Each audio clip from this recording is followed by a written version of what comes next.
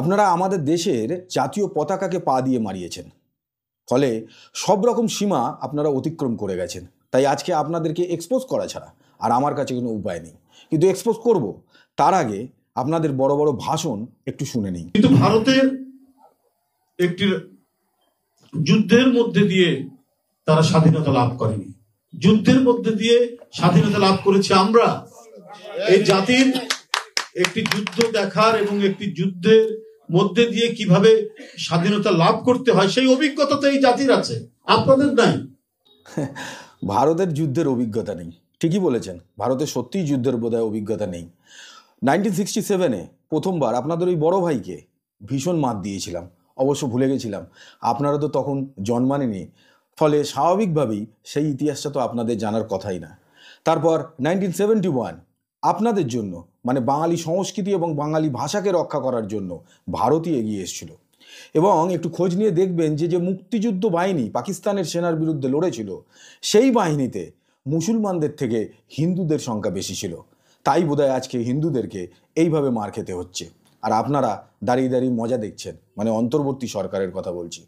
এ তো গেল দুটো যুদ্ধ। এরপরে 1999 কার্গিল ওয়ার, সেখানেও আপনাদের ওই বড় ভাই আবার মার খেলো। প্রত্যেকবার মার খেয়েছে আর প্রত্যেকবার এসে স্যারেন্ডার করেছে, এবং ভারত অদ্ভুতভাবেই ক্ষমাও করে দিয়েছে। এরপরে সবচেয়ে বড় অ্যাটাক করে ফেললো উড়িতে। এরপরে কি হলো? Surgical strike. 28শে সেপ্টেম্বর 2016, দিনটা বোধহয় সবার মনে আছে। সারা পৃথিবী দেখেছিল, সকালবেলা জানতে পেরেছিল যে ভারত পাকিস্তানের ওপর সার্জিক্যাল স্ট্রাইক করেছে। আপনাদের বড় ভাই মানে পাকিস্তান আজ অবধি হিম্মত হয়নি ভারতের বিরুদ্ধে কিছু করার। হ্যাঁ করে, একটা জিনিসই করে, সেটা হলো চোরাগোপ্তা এসে জঙ্গি আক্রমণ করে ভারতকে বারে রক্তাক্ত করে। কিন্তু তাতে ভারতের কিছু যায় আসে না।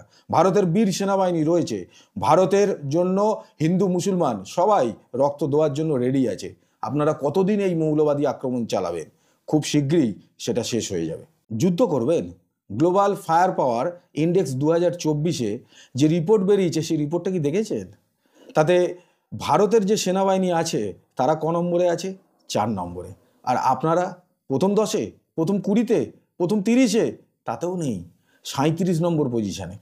তারপরেও আপনারা বলছেন যুদ্ধ করবেন, ভারতের সঙ্গে যুদ্ধ করবেন, 7 সিস্টার্সকে নিয়ে নেবেন, কত কি বক্তব্য। আচ্ছা, এই বক্তব্যগুলো বলার আগে বা যুদ্ধ করার আগে দেনাটা একটু শোধ করে দিলে হয় না? 2017 সাল থেকে আদানির কাছে আপনাদের দেনা রয়েছে $80 কোটি। হ্যাঁ, শোধ করেছেন।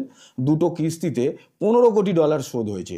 $65 কোটি আজও বাকি আছে ভারতের কাছে। আপনারা সামনে বড় বড় কথা বলছেন মানুষকে ভুল বোঝাবার জন্য, মানে আপনার দেশের মানুষকে, আর এদিকে ভারতকে রিকোয়েস্ট করছেন যে আরেকটু সময় দেওয়া হোক, কারণ আপনাদের ফরেন রিজার্ভ খতম।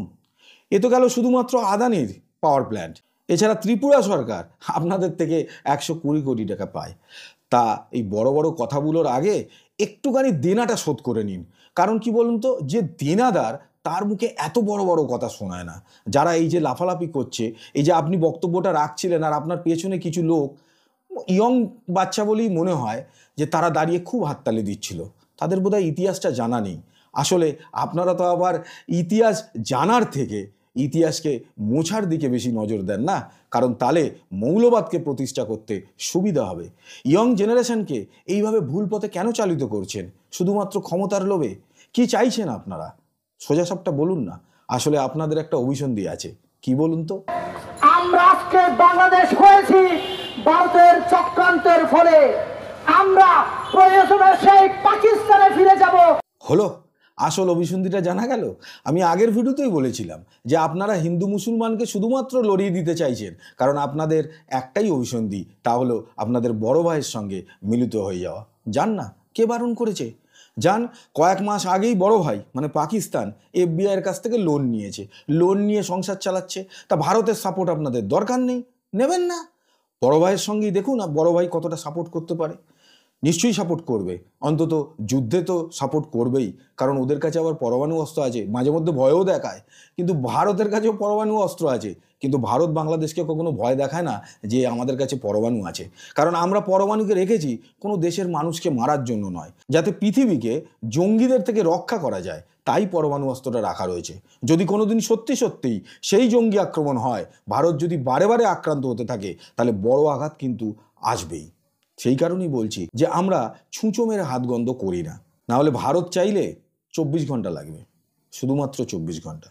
যতবার আপনারা আমার দেশকে ছোট করবেন, আমার দেশকে নিচু দেখাবেন, আমার জাতীয় পতাকার অবমাননা করবেন, ততবার আমি আপনাদেরকে এক্সপোজ করব, বারে বারে করব, কথা দিচ্ছি।